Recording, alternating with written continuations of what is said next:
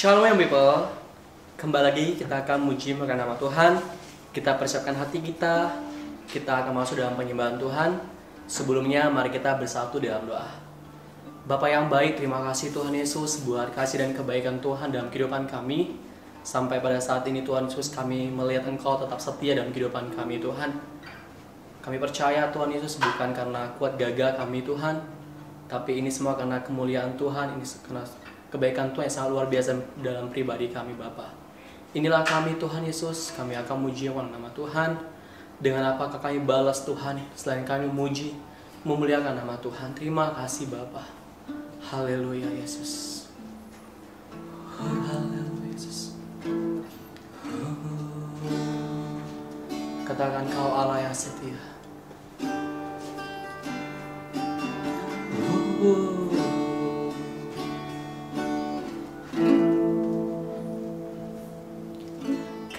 Allah yang setia,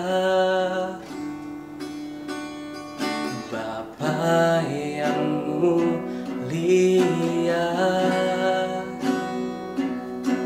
kasih-Mu besar Tuhan.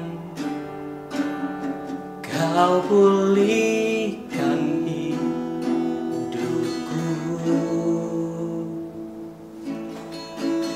Kaulah harapanku,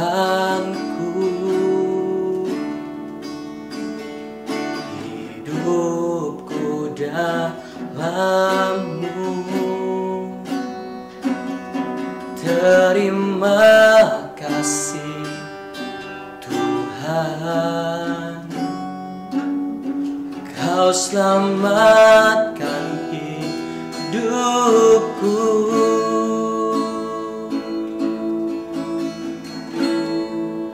Dengan apa akan ku balas segala kebaikan-Mu? Segenap hatiku menyembah-Mu Yesus. Ku bersyukur padamu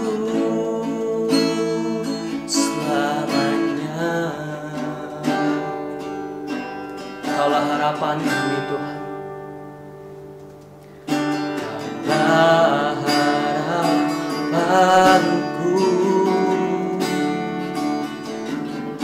hidupku dalam-Mu. Terima kasih Tuhan, Kau selamatkan hidupku.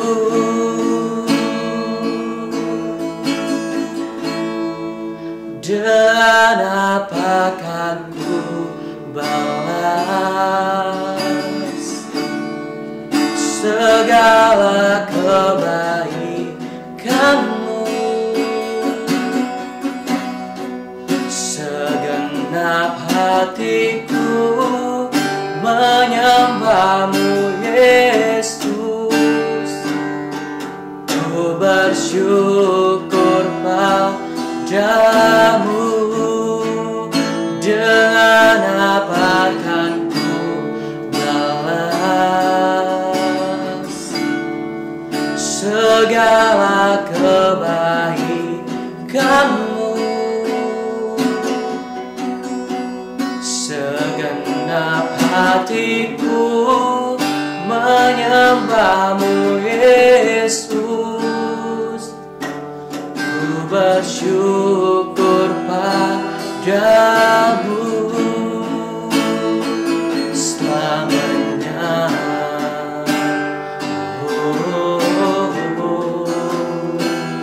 Selamanya.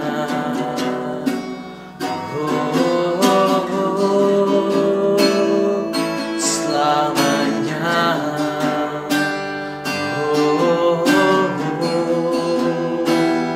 Selamanya.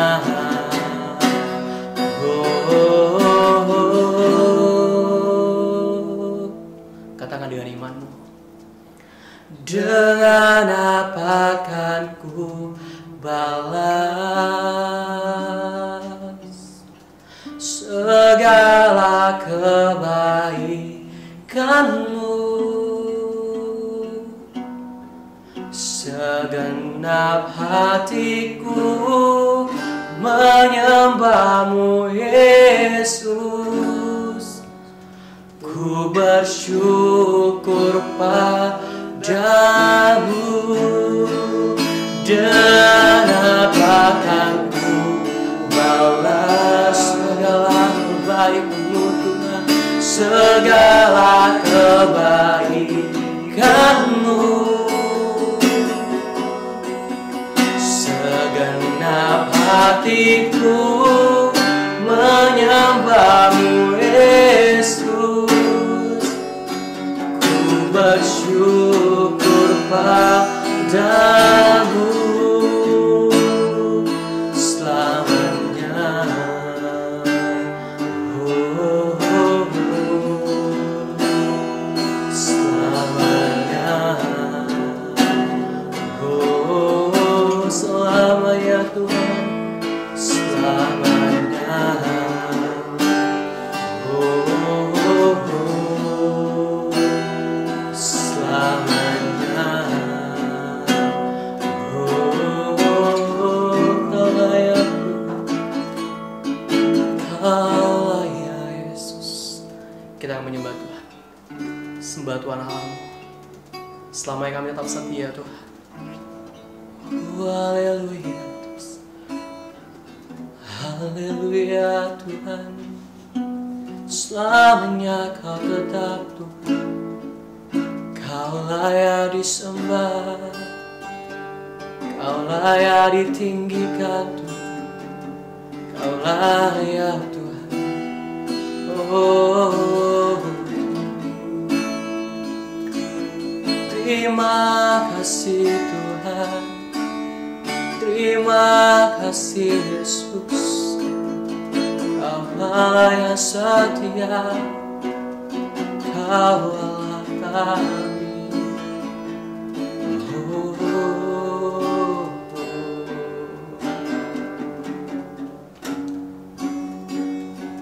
haleluya Yesus, Kau ajaib. Kami sembah Tuhan, kami tinggikan Bapa. Haleluya Yesus. Bersamamu Tuhan, kami melewati semuanya Bapa. Karena kami tahu Tuhan, bahwa Allah yang kami sembah bukan Allah yang sembarangan, tapi Allah yang punya kuasa atas nama. Kami percaya Tuhan Yesus, bersamamu Tuhan kami menang, bersamamu Tuhan terus kami kuat Tuhan. Terima kasih. Haleluya Yesus. Katakan bersamamu Bapa. Bersamamu Bapa, ku lewati semua perkenangan-Mu ya. Teguhkan hatiku, Engkau yang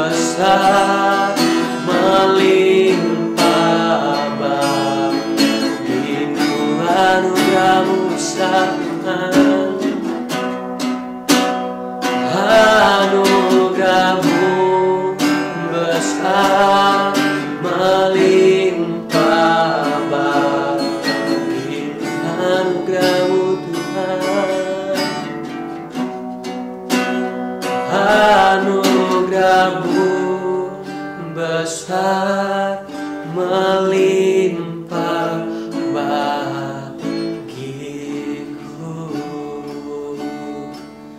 Haleluya Yesus, oh haleluya Yesus, terima kasih Tuhan.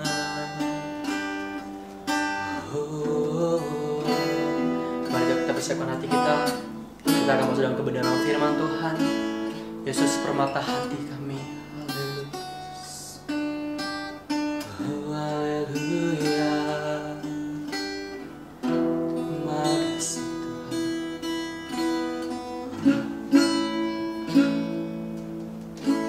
Dengan segenap hati dan jiwaku, ku datang padamu dalam kerinduan. Kasih-Mu yang sanggup mengubahku dan menguatkanku dalam pengharapan. Yesus, Engkaulah permata hatiku. Dunia tak dapat menggantikan-Mu. Kemuliaan-Mu tercurah bagiku, menjadikanku indah dan semakin indah bagimu. Katakan dari awal. Haleluya, Lord. Dengan segenap hati dan jiwaku, ku datang padamu dalam kerinduan. Kasih-Mu yang sanggup mengubahku dan menguatkanku dalam pengharapan. Yesus, Engkaulah permata hatiku. Dunia tak dapat menggantikan-Mu. Kemuliaan-Mu tercurah bagiku, menjadikanku indah dan semakin indah bagimu. Oh, Yesus, Engkaulah permata hatiku. Dunia tak dapat menggantikan-Mu. Kemuliaan-Mu tercurah bagiku, menjadikanku indah dan semakin indah bagimu. Jadikanku indah dan semakin indah bagimu. Mari kita bersama doa. Bapa yang baik, terima kasih Tuhan Yesus buat kasih setia-Mu dalam kehidupan kami Tuhan. Dan pada saat ini Tuhan Yesus, kami siap mendengarkan firman Tuhan. Biarlah firman-Mu menjadi kekuatan dalam kehidupan kami. Biarlah firman-Mu dapat bertumbuh, berakar, bahkan berbuah Tuhan Yesus. Terima kasih Tuhan Yesus, kami sambut firman-Mu di dalam nama Tuhan Yesus. Haleluya. Amin. Shalom yang people, apa kabarnya? Kembali kita bertemu dalam YouTube kali ini. Kita akan belajar bersama-sama suatu tema yang luar biasa yang hari ini akan mengubahkan pemikiran kita untuk keseharian kita, untuk apa yang akan kita kerjakan dalam keseharian kita. Saya percaya saudara-saudara sekalian, para young people dalam pemeliharaan Tuhan hingga hari ini. Kita akan belajar satu tema yang berjudul dosa favorit. Tentunya waktu kita dengar dosa favorit, kita teringat apa sih yang hari-hari ini mungkin kita masih melakukan kesalahan atau dosa yang itu lagi. Kita akan belajar dalam firman yang diambil dari Roma 6 ayat 1 sampai 2. Saya bacakan. Roma 6 ayat 1 sampai 2. Jika demikian, apakah yang hendak kita katakan? Bolehkah kita bertekun dalam dosa supaya semakin bertambah kasih karunia itu? Sekali-kali tidak. Bukankah kita telah mati bagi dosa? Bagaimanakah kita masih dapat hidup di dalamnya? Amin. Demikianlah pembacaan firman dari Roma 6 ayat 1 sampai 2. Di ayat tersebut ada beberapa poin yang kita bisa highlight. Bolehkah kita bertekun dalam dosa supaya semakin bertambah kasih karunia? Katakan sekali-kali tidak. Ayat berikutnya, bukankah kita telah mati bagi dosa? Bagaimana kita masih dapat hidup di dalamnya? Ada dalam menyiapkan materi, saya berpikir apa yang umumnya kita kerjakan dan seringkali kita kerjakan itu menyimpang daripada firman. Bahkan tanpa kita sadari kita mengulangnya terus-menerus. Ada 7 dosa yang umumnya kita kerjakan tanpa kita sadari, kita jatuh di sana terus-menerus. Ada 7, yaitu pride, greed, gluttony, sloth, envy, lust, dan anger. Kesombongan, keserakahan, kerakusan, kemalasan, iri hati, hawa nafsu, dan amarah. Ini umumnya yang seringkali kita jatuh, bahkan boleh dikatakan tanda petik nih, dosa favoritnya kita. Kesombongan, kita tahu bahwa Allah membenci orang yang sombong. Bahkan kita tahu bahwa Lucifer sekalipun, yang tadinya malaikat yang luar biasa, yang suaranya begitu merdu, dia pandai bermain musik dan sebagainya, begitu juga dengan rupanya yang luar biasa, tetapi dia sombong, dia akhirnya membuat dia jatuh dalam dosa. Bahkan lebih daripada itu yang kita tahu bahwa kesombongan, waktu kita mulai masuk ke dalam dosa tersebut, sombongan itu sendiri, tanpa kita sadari kita jauh dari Tuhan. Kita merasa diri kita superior, merasa diri kita pusat dari segalanya. Ya. Dan waktu kita masuk ke dalam kesombongan tersebut, dosa kesombongan tersebut, kita jauh daripada Tuhan.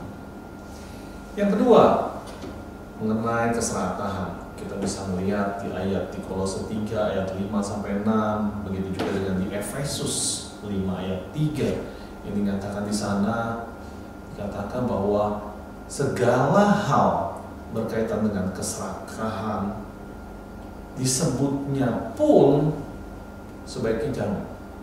Itu Tuhan nyatakan di Efesus 5 ayat 3. Ya. Jangan sekali-sekali kita menyebutkan hal itu yang kita terus-menerus tanpa kita sadari kita melakukannya. Contoh, siapa sih yang gak suka uang? Semua suka uang. Nah, itu yang mulai kita tanpa disadari, kita waktu menyatakan hal tersebut, kita menyukai hal tersebut, dan akhirnya mindset hati kita menuju ke sana. Kita mulai memaklumi bahwa semua orang juga melakukan hal itu. Jadi siapa sih nggak suka duit? Semua juga suka. Kayaknya istilah itu istilah normal banget di masyarakat. Tapi dikatakan tadi di Efesus 5 ayat 3, sekali-kali pun kita jangan mengatakannya, ya, karena tanpa disadari mulut kita berkuasa atas hal itu yang membuat kita akhirnya jauh daripada Tuhan. Kita melakukan gara-gara keserakahan itu, akhirnya kita berbuat dosa dan sebagainya. Karena dari situ muncul hal-hal yang lain. Ya. Oke, yang berikutnya di kerakusan.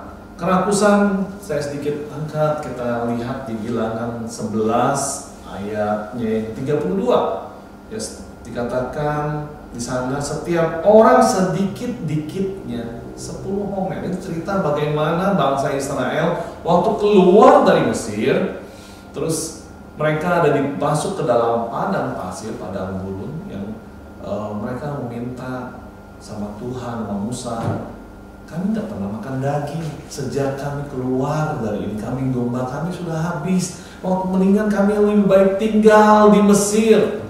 Kenapa kami harus ikut keluar? Itu yang diteriakkan, yang dikeluhkan oleh bangsa Israel waktu mereka dituntun Tuhan melalui tiang awan dan tiang api, yang dimana Tuhan sendiri dengan tangannya menuntun bangsa Israel keluar dari perbudakan dari Mesir kepada sesuatu yang Tuhan telah janjikan di tanah perjanjian. Begitu juga dengan setiap kita. Dulu yang dimana kita di lembah maut, di kegelapan, Tuhan tuntun sendiri keluar kepada terang itu, kepada kebenaran itu sendiri, supaya kita memperoleh apa yang Tuhan janjikan pada setiap kita. Nah, di sini dikatakan bahwa bangsa Israel mengeluh. Akhirnya mereka diberikan Tuhan dengan burung puyuh, berikan daging burung puyuh. Itu burung puyuh itu sedemikian banyaknya Tuhan berikan, sampai setiap orang mengambil sedikit-dikitnya, dikatakan 10 homer. 10 homer itu berapa sih? 1 homer itu kurang lebih sekitar 229 kilogram. Jadi kalau 10 homer kurang lebih sekitar 2,3 ton. Satu orang ngumpulin daging sedemikian banyak. Karena membuat mereka baru makan satu daging burung puyuh, belum selesai udah ambil lagi, sampai sedemikian rakusnya. Yang akhirnya Tuhan murka sama mereka. Mungkin bisa baca di Bilangan 11 ayat 32 dan seterusnya. Itu bagaimana bangsa Israel mengalami hal itu. Tanpa disadari, kita ini adalah Israel rohani. Nggak beda jauh. Juga kita akan tanpa disadari mengalami hal yang sama, serupa dengan hal itu. Apalagi kemalasan, sloth. Matius 25 ayatnya yang ke-26 dikatakan mengenai perumpamaan hamba yang diberikan 1 talenta. Ada yang 5 talenta, ada yang 2 talenta, dan ada yang 1 talenta. Tetapi hamba yang 1 talenta itu kita tahu bahwa dia menguburkan talenta yang diberikan oleh tuannya. Kemudian waktu tuannya datang kembali, dia korek dan dia katakan, Tuan adalah Tuan yang jahat. Padahal kalau kita tahu 1 talenta itu kurang lebih sekitar 6.000 upah kerja dalam sehari. 6.000 hari upah kerja 1 talenta. Sedemikian besar. Tapi kita nggak pernah menghargai. Setiap kita pasti banyak talenta yang Tuhan berikan pada kita. Minimal ada dikatakan 1 talenta. Itu pun nilainya besar, banyak banget. Tetapi kita nggak menghargai. Seringkali kita malas-malasan, menunda-nunda.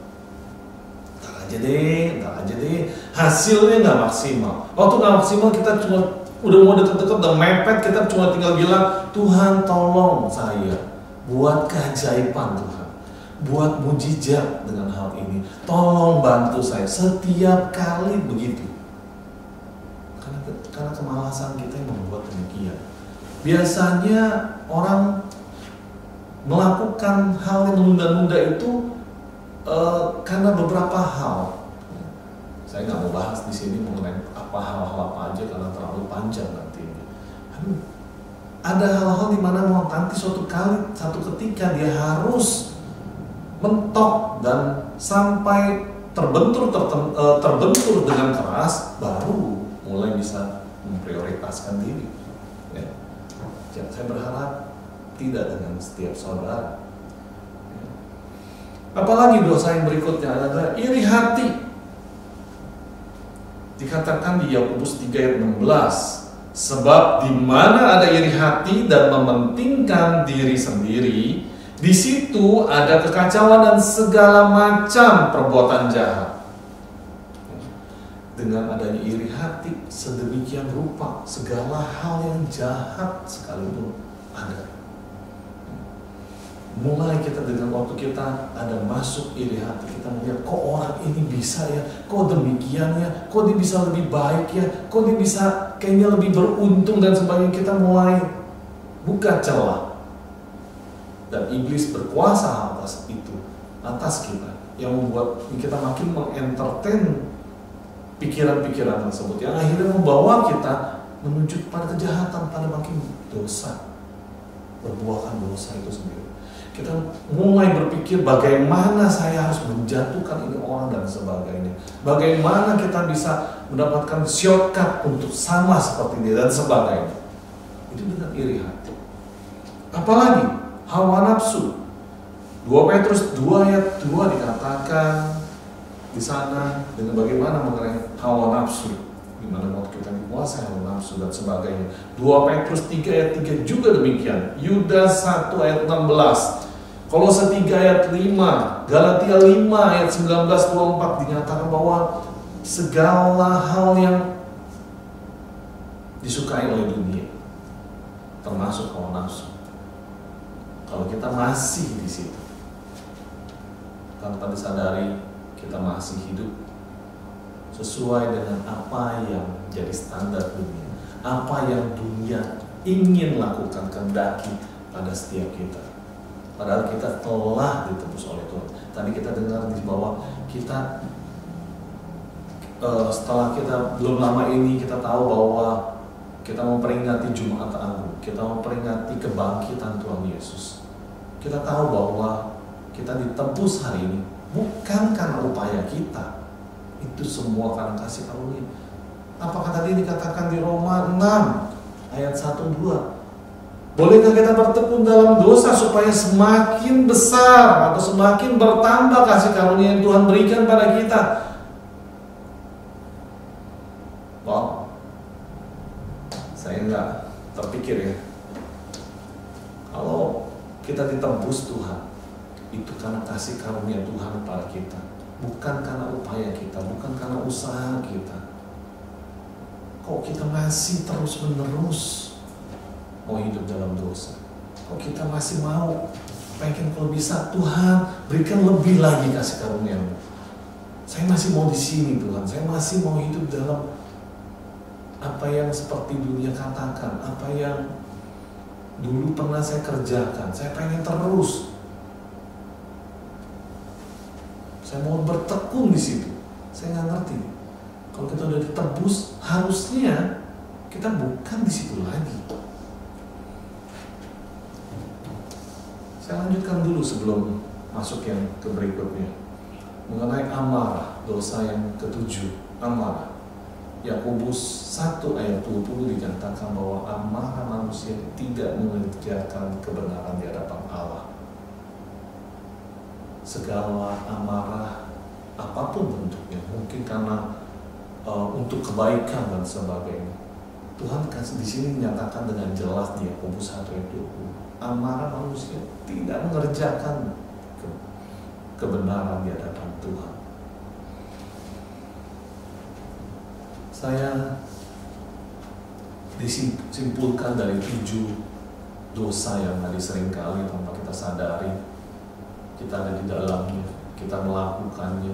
Mungkin hari-hari ini masih kita terikat bahkan dengan dosa tersebut. Kita sulit keluar dari hal-hal yang seperti tadi. Saya sedikit definisikan mengenai dosa. Apa sih dosa? Bahkan bukan hanya 7 dosa itu, bahkan lebih daripada itu. Apa sih dosa? Buat saya pribadi, pandangan saya, dosa itu seperti ini. Segala sesuatu yang timbul dalam hati, yang timbul dalam pikiran, yang semuanya akan terucap oleh kata-kata kita dari mulut kita, dan semua tindakan kita di luar kehendak Tuhan, semuanya dosa. Jadi bagaimana dong kalau gitu? Berarti saya tiap hari berdosa dong? Ya benar sekali. Setiap hari, setiap saat kita pasti bisa berbuat dosa. Oleh sebab itu, kalau hari ini kita dibenarkan, kita disucikan oleh darah Kristus, itu semua karena semata-mata hanya kasih karunia, bukan upaya kita. Tapi bukan habis itu terus kemudian kita terus-menerus, ya nggak apa-apa dong, kan akan diberikan lagi sama Tuhan. Tuhan kan penyayang, penyabar, panjang sabar dan sebagainya. Tuhan begitu mengasihi kita. Harusnya waktu kita tahu bahwa itu karena kasih karunia, kita nggak hidup seperti itu. Nanti akan menjelaskan berikutnya. Oleh sebab itu, tadi karena kita setiap hari bisa memungkinkan untuk kita hidup dalam dosa, kita bisa jatuh dalam dosa. Oleh sebab itu kita sangat-sangat perlu Tuhan dalam hidup kita. Kita perlu Roh Kudus menuntun setiap langkah kita, setiap hidup kita, setiap aspek dalam kehidupan kita. Kita perlu banget Roh Kudus. Bahkan bukan hanya setiap hari, setiap saat, agar hidup kita bisa berkenan kepada Dia dan sesuai dengan kehendaknya Tuhan. Bagaimana dong prakteknya agar kita bisa hidup dituntun Roh Kudus? Mudah sih sebenarnya. Kita mungkin sering dengar di sekolah minggu, baca kitab suci, doa tiap hari. Itu awalnya. Tapi lanjutnya bukan hanya baca kitab suci, doa tiap hari kalau kita mau tumbuh, bahkan kita perlu praktek firman dalam keseharian, sehingga firman itu jadi gaya hidup setiap kita. Waktu udah jadi gaya hidup setiap kita, firman itu tanpa kita sadari, firman itu yang adalah Allah itu sendiri menuntun kita kepada kekudusan, pada kebenaran, dan kita akan menjauhkan dari namanya dosa. Sering kita dalam keseharian kita ngomong, kalau kita ikut Tuhan, jalanin firman, sulit, bahkan gak asik banget ya. Gak asik lah hidupnya, gak asik lagi, semua segala sesuatu yang asik-asik udah gak bisa saya kerjakan dong, udah gak bisa saya nikmati dong. Kan saya gak bisa ketemu bareng sama teman-teman yang lainnya dong, yang teman-teman saya masih sukanya mungkin ngedugem, minum, ya kan? Semua hal-hal yang ditawarkan dunia yang hari ini mungkin dikatakan nikmat dunia, itu yang kita mesti jauh dong, udah gak asik, gak enak banget kayaknya. Tapi waktu saya pun juga gak beda jauh sama mungkin setiap saudara. Saya dulu mengalami hal tersebut. Nanti di sesi terakhir saya akan sharingkan bagaimana saya juga mengalami hal tersebut. Saya waktu mengalami hal tersebut, saya teringat satu firman. Karena saya dulu waktu kecil ikut sekolah minggu, ikut gereja anak, saya teringat diberikan ayat-ayat mas dan teringat akan ayat mas tersebut. Di sini katakan, tidakkah kamu tahu bahwa persahabatan dengan dunia adalah permusuhan bagi Allah? Ini ayat mas yang jarang-jarang juga ada. Saya juga waktu mengingat ayat mas itu, saya mesti buka lagi karena udah terlalu lama dan jarang saya hafalkan kembali. Waktu saya korek-korek, kok ada satu ayat mas ini? Tidakkah kamu tahu bahwa persahabatan dengan dunia adalah permusuhan dengan Allah. Jadi barang siapa hendak menjadi sahabat dunia, ia menjadikan dirinya musuh Allah. Ada di Yakobus 4 ayatnya yang keempat. Di situ dikatakan demikian. Jadi kalau kita mau sama, kita bersahabat dengan dunia ini, saya merasa seakan-akan dunia ini saya nggak bisa lepas dengan saya. Saya sudah erat banget dengan dunia, dengan hal-hal yang dunia hari ini tawarkan, dengan kenikmatannya dan sebagainya. Waktu kita menyatakan demikian, tanpa kita sadar kita menjadi musuhnya Allah sendiri. Nah, saya katakan ada highlight di Roma 6 ayat 1-2, ada highlight yang mungkin kita tadi di awal kita garis bawahi, di highlightkan. Dikatakan kita telah mati bagi dosa di ayat yang ke-1. Kita telah jelas dinyatakan bahwa kita telah mati bagi dosa. Di ayat Roma 6 ayat 1 pun menyatakan demikian. Sama seperti Kristus yang menebus kita dari dosa. Dengan begitu berarti Kristus telah mati juga bagi dosa. Dosa setiap kita. Ya, waktu dia mati di atas kayu salib, dia mati bagi dosa setiap saudara dan saya. Waktu kita percaya kepada Kristus sepenuhnya dengan iman percaya kita mati bersama dengan Kristus atas dosa itu sendiri. Kita telah mati bagi dosa. Waktu Kristus dibangkitkan, Yesus dibangkitkan pada hari yang ketiga, waktu kita dengan iman percaya kepada Dia, kita juga dibangkitkan karena kita ada bersama di dalam Dia. Kita hidup di dalam Dia dan Dia tinggal di dalam kita. Oleh sebab itu waktu Kristus bangkit, kita pun dibangkitkan. Kristus mati bagi dosa, kita pun telah mati bagi dosa. Harusnya cara hidup kita tidak lagi sama seperti yang dulu waktu kita nyatakan bahwa Dia adalah juru selamat kita, Dia adalah Allah yang hidup. Kita percaya Dia dengan sepenuh hati, bahkan dengan mulut lidah kita. Kita mengaku Dia adalah juru selamat kita. Harusnya kita juga mati, telah mati bagi dosa. Kalau kita percaya dan dibenarkan oleh Kristus, demikian juga hal yang telah dinyatakannya juga nyata bagi setiap kita yang percaya di dalam Kristus. Bagi orang yang sudah mati, berarti sudah semestinya tidak berespon sama juga seperti orang yang sudah mati.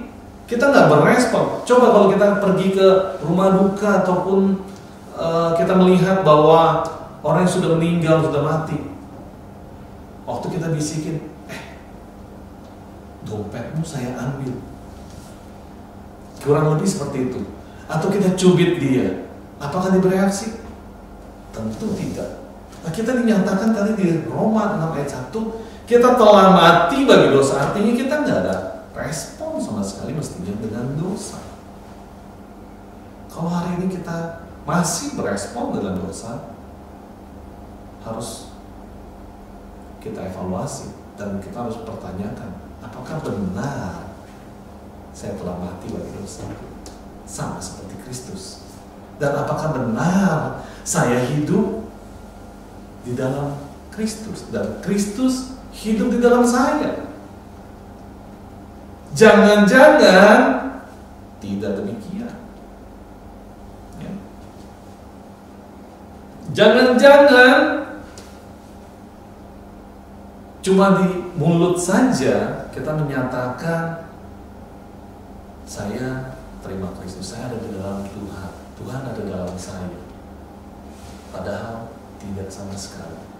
Jangan-jangan cuma ikut-ikutan sama orang. Orang bertanya mungkin sama hamba Tuhan yang menyatakan, ayo saya tantang kalian percaya kepada Tuhan. Wah, lihat teman sebelah angkat tangan, mau didoakan, dipanggil ke depan, kita lihat semua pada ke depan.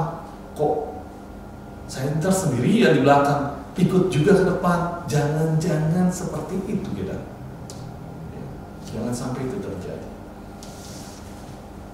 Di 1 Yohanes 2 ayat 6 dikatakan bahwa barang siapa mengatakan bahwa ia hidup di dalam Kristus, dalam Dia, ia wajib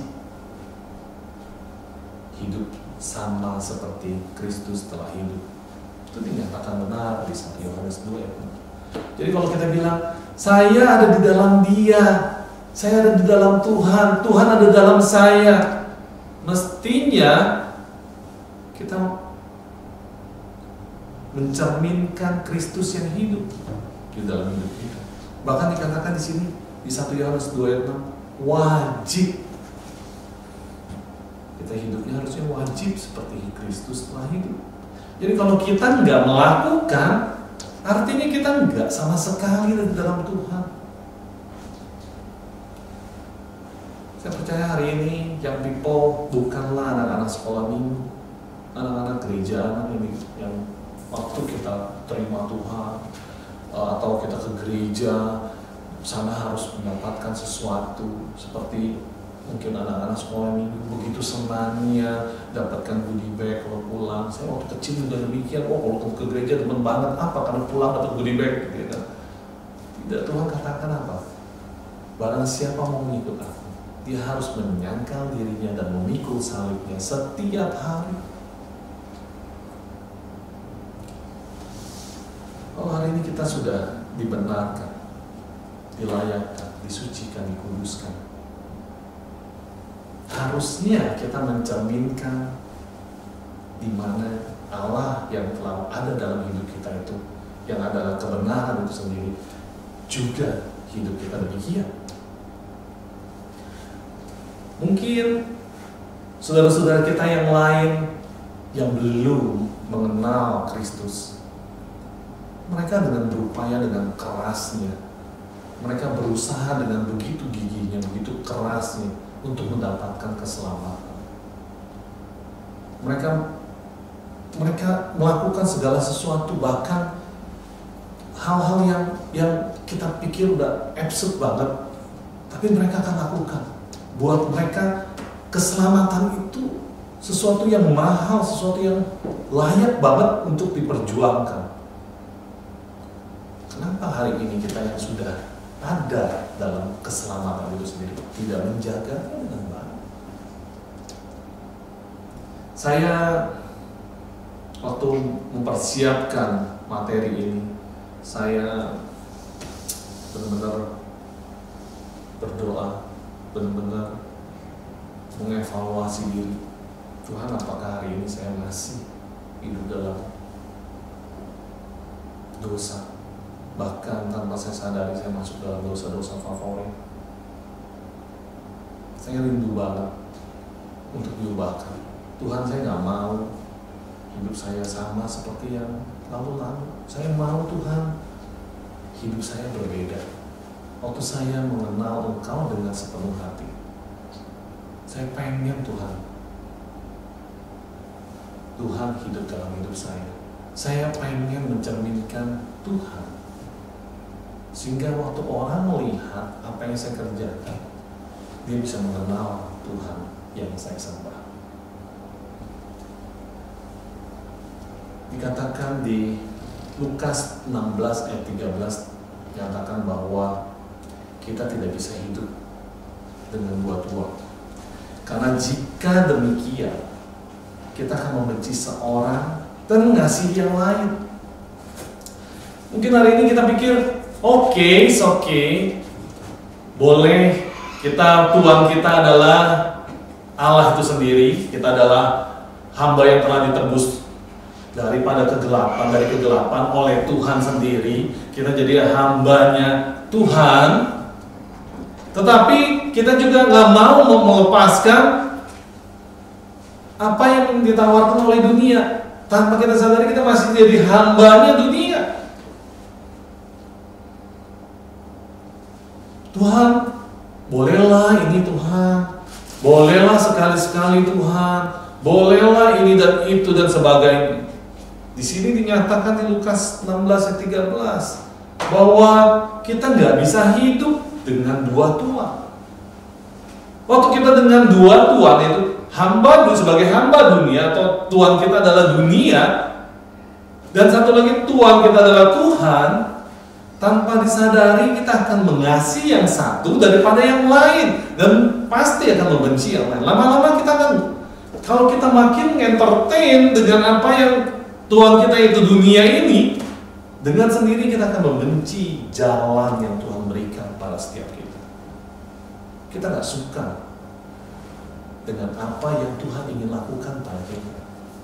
Contoh, Tuhan katakan kata sia-sia. Setiap apa yang kita katakan, nantinya kita akan dimintakan pertanggungjawab. Jadi segala sesuatu yang kita katakan, janganlah kata itu sia-sia. Jadi jangan pakai kata sia-sia, tapi gak asik tuh Tuhan. Karena waktu saya ngomong kata-kata yang yang lagi nge-hype lah mungkin di dunia ini, dengan sumpah deh dan sebagainya, itu saya bisa kelihatan lebih bergaul dengan teman-teman saya. Tuhan katakan apa? Tidak demikian. Segala sesuatu yang kita ucapkan, kita akan dimintakan pertanggungjawab.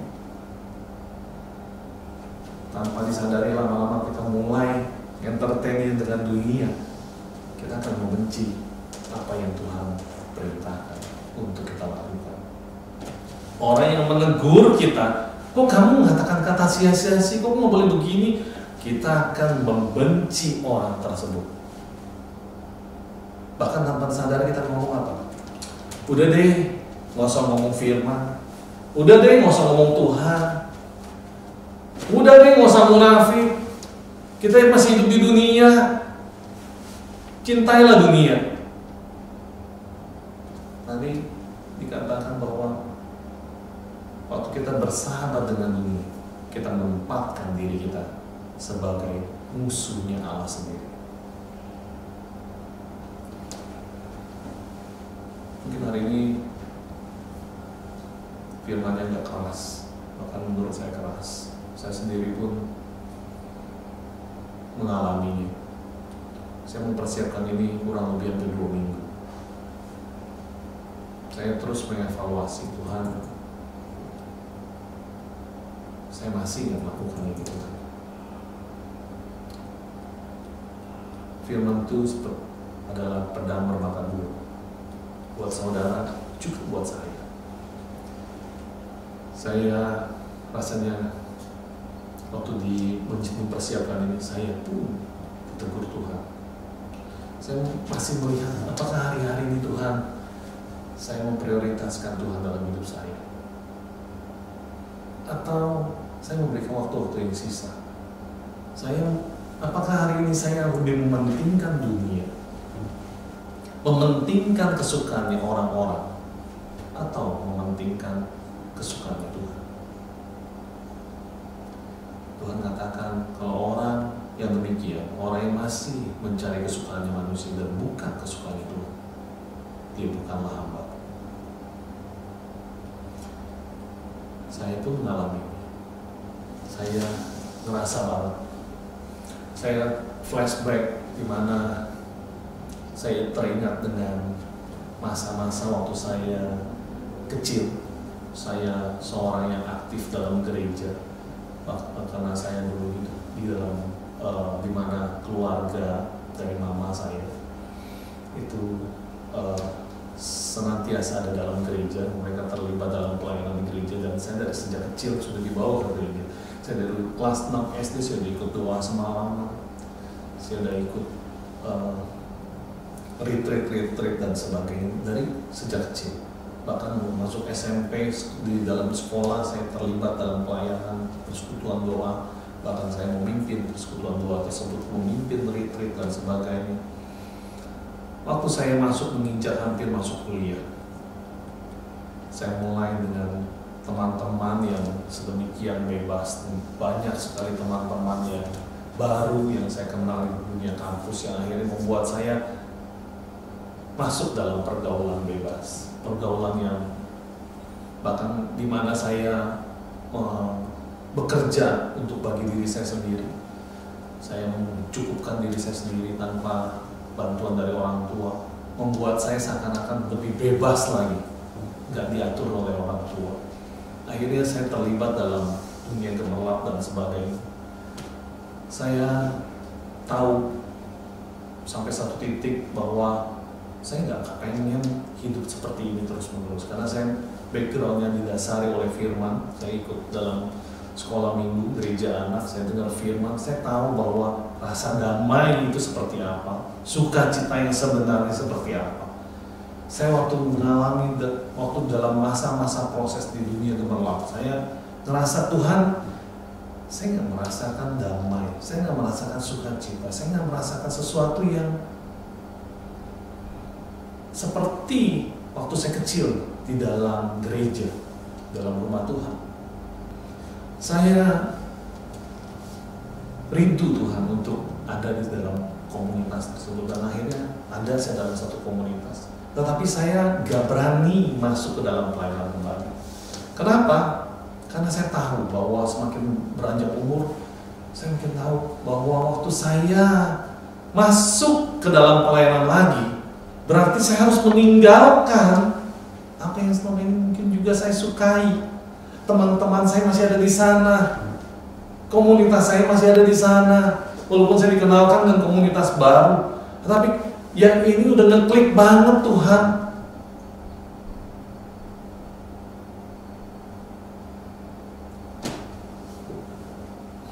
Saya merasa ada di dua dunia. Saya merasa gak tenang. Saya merasa satu sisi saya pengen ada dalam damai sejahtera yang sebenarnya, sukacita yang sebenarnya. Tetapi di satu sisi lain saya nggak mau kehilangan dengan apa yang selama ini saya lakukan. Saya juga nggak berani mengambil pelayanan, nggak berani aktif dalam pelayanan, karena saya tahu waktu saya terlibat pelayanan, saya harus meninggalkan yang ini. Dan saya siap untuk bermusuhan dengan si iblis.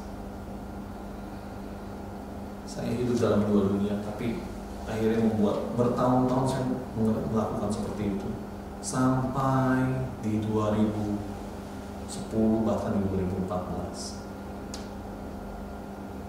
2010 saya baru menyatakan, Tuhan, saya nggak mau hidup di dua dunia ini. Saya harus mengambil langkah, saya harus mengambil keputusan bahwa saya harus panas atau harus dingin. Saya teringat dengan satu ayat, bahkan dua, ya. Di Matius 5 ayat 37 dikatakan, jika ya, hendaklah kamu katakan ya. Jika tidak, hendaklah kamu katakan tidak. Apa yang lebih daripada itu berasal dari si jahat. Dan saya teringat satu ayat lagi di Wahyu 3 ayat 15-16 dikatakan, Wahyu 3 ayat 15-16 berbunyi, aku tahu segala pekerjaanmu, engkau tidak dingin dan tidak panas. Alangkah baiknya jika engkau dingin atau panas. Jadi karena engkau suam-suam kuku dan tidak dingin atau panas, aku akan memuntahkan engkau dari mulutku. Waktu saya teringat dengan ayat ini, saya minta ampun sama Tuhan. Tuhan ampuni saya. Saya nggak bisa hidup dalam dua dunia. Saya nggak bisa panas maupun nggak panas nggak dingin. Saya harus mengambil ketetapan. Kalau saya nggak panas nggak dingin, udah dengan sendirinya saya memilih kepada dunia, kepada si iblis. Karena Tuhan nggak menyatakan demikian. Tuhan nggak suka jangan suam-suam kuku. Tuhan mau anak-anaknya yang militan. Tuhan nggak mau yang cuma sekedar aja ada di gereja setiap minggunya. Tuhan nggak kepengen cuma kita dengar doang firman, tapi nggak pernah melakukannya. Tuhan nggak mau seperti yang demikian. Waktu itu 2010 saya akhirnya memutuskan 2009, tepatnya 2009 saya memutuskan untuk dibaptis. Saya belum melangkah juga untuk dari baptis itu menyatakan diri bahwa saya sudah mau ikut dengan Tuhan sepenuh hati, walaupun saya dari kecil kenal Tuhan, kenal firman, ada dalam gereja. Jadi 2009 baru saya menyatakan hal itu. 2010 saya baru masuk benar-benar ke dalam, Tuhan memberikan, tempatkan saya pada satu komunitas pemuritan, di mana membentuk setiap pribadi menjadi murid Kristus dan bukan pengikut. Murid yang benar-benar mau mengubah hidupnya, mau menerapkan firman di dalam keseharian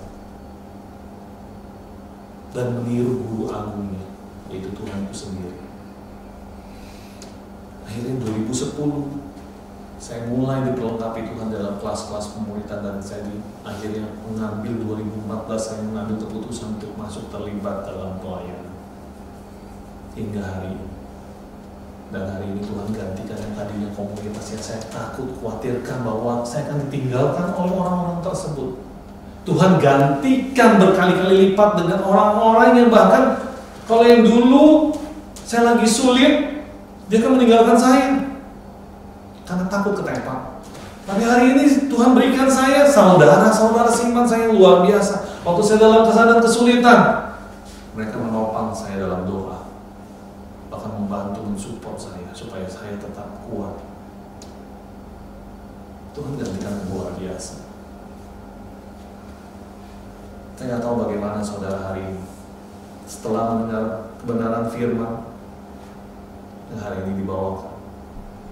Apakah masih mau terus hidup di dalam dosa, bahkan menjadikan dosa-dosa tersebut sebagai dosa favoritnya saudara?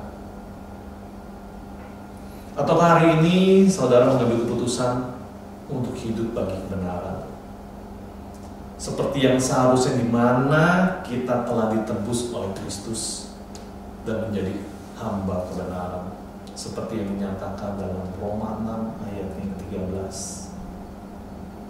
Roma 6 ayat yang ke-13. Mungkin saudara bisa membaca sendiri, di mana kita bukan lagi menyerahkan setiap anggota tubuh kita kepada sebagai senjata kelaliman, tetapi sebagai senjata kebenaran yang dipergunakan oleh Allah sendiri. Yang dulu kita telah, sebelum kita mengenal kebenaran, kita hidup dalam dosa, menjadikan setiap anggota tubuh kita, entah pikiran kita, hati kita, tangan kita, mulut kita, kuping kita, mata kita, semuanya untuk hal-hal dunia. Tetapi setelah kita kenal Tuhan, kita ditebus Dia, menjadikan semua anggota tubuh kita serahkan kepada sebagai senjata kebenaran. Saya berharap saudara-saudara sekalian bisa melakukan hal mana yang seharusnya. Dan saya percaya waktu kita melakukannya step by step, tanpa kita sadari, kita berjalan kepada kekudusan itu sendiri. Sampai satu titik nanti kita nggak akan pernah lagi kembali kepada itu. Mari kita tundukkan kepala kita satu dalam doa. Bapa kami dalam kerajaan surga, kami mengucap syukur Tuhan untuk kebenaran firman-Mu yang hari ini boleh kami dengar Tuhan. Hari ini kami ditegur, diingatkan akan dosa-dosa yang kami kerjakan. Tanpa kami sadari, hari lepas hari kami mendukakan Engkau. Kami boleh dengan mulut kami menyatakan bahwa kami ada di dalam Engkau dan Engkau dalam kami. Tetapi Engkau tahu kedalaman hati kami. Kami hidup jauh daripada Engkau Tuhan. Setelah mendengar kebenaran firman-Mu hari ini Tuhan, kami mau Tuhan hidup kami diubahkan. Kami mau hidup kami sesuai dengan seharusnya. Bahkan dikatakan kami mau di firman-Mu Tuhan, kami mau hidup seperti Kristus telah hidup. Karena Engkau lah guru kami, Engkau lah yang menuntun setiap kami untuk kami dapat melakukannya Tuhan. Kami mau Tuhan bukan hanya sekedar kemauan, tapi kami mau melakukan, bertindak Tuhan. Roh Kudus, berikan kami kekuatan untuk dapat melakukan. Kami tahu Tuhan itu tidak mudah bagi kedagingan kami. Waktu kami mengupayakannya dengan kekuatan sendiri, kami tahu Tuhan, kami penuh keterbatasan.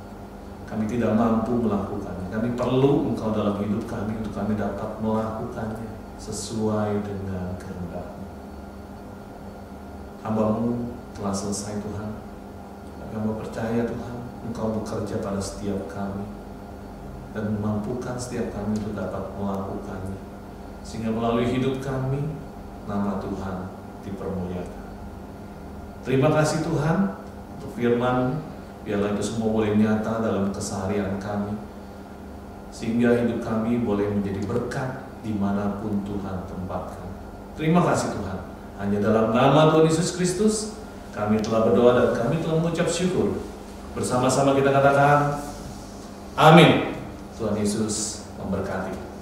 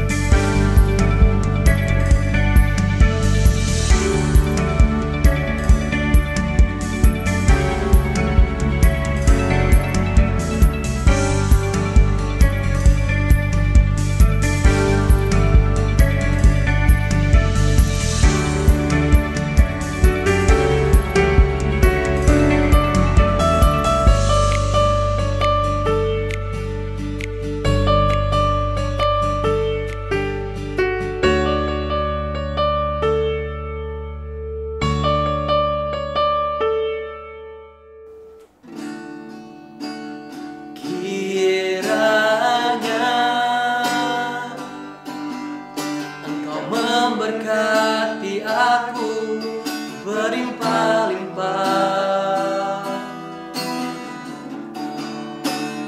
dan memperluas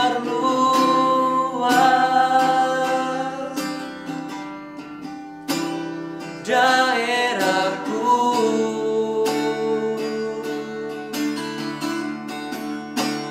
dan kiranya tanganmu menyertai aku dan melindungi aku daripada malapetaka, sehingga kesakitan tidak menimpa aku. Tuhan mendengarkan dan menjawab